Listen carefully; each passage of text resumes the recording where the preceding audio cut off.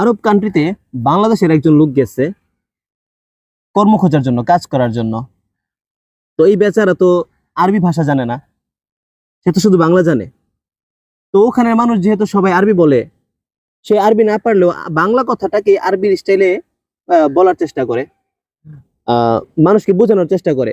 এখন সে একটা রানিং বাসে উঠছে, চলার পথে বাসে ওঠার পরে বাসটা কিছু দূর যাওয়ার পর এই বেচারার হঠাৎ করে প্রস্রাবে চাপ দিছে।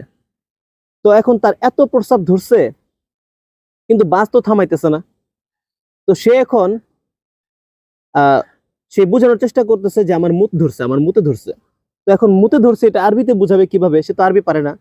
এই জন্য সে শুরুতে আলিফ আর শেষে তায়ের মধ্যে পেশ দিয়ে মুতাকাল্লিমের সিগা হিসেবে বলতেছে আমুতু আমুতু আমুতু আমুতু। তো তখন বাসের যারা ছিল, ওই দেশের মানুষ সবাই অবাক হয়ে গেছে, কি ব্যাপার?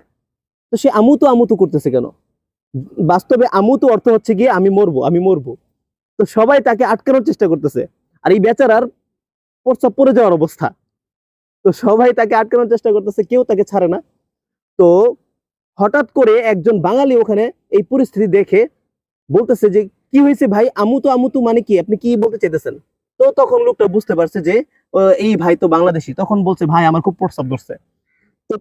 তখন ওই সৌদি আরবে থাকা বাংলাদেশি যে আরেকজন, সে বলতেছে আপনি বলবেন আবুলু আবুলু, মানে আল বাউলু, বাউলু, বাউল শব্দের অর্থ থেকে প্রস্রাব করা হয়। তো আল বাউলু থেকে আবুলু। তো বলতেছে আপনি বলবেন আবুলু আবুলু, আবুলু আবুলু না বলে আপনি বলতেছেন আমুতু আমুতু। এই এই কথা বলার পর তারপর এই বেচারাকে সবাই প্রস্রাব করার জন্য সুযোগ দিচ্ছে। এই হচ্ছে ঘটনা। তো যারা জানতে চাইছিলেন যে বাউল শব্দের অর্থ কি, তো বাউল শব্দের অর্থ এই ঘটনা থেকে জেনে নেন। আসসালামু আলাইকুম।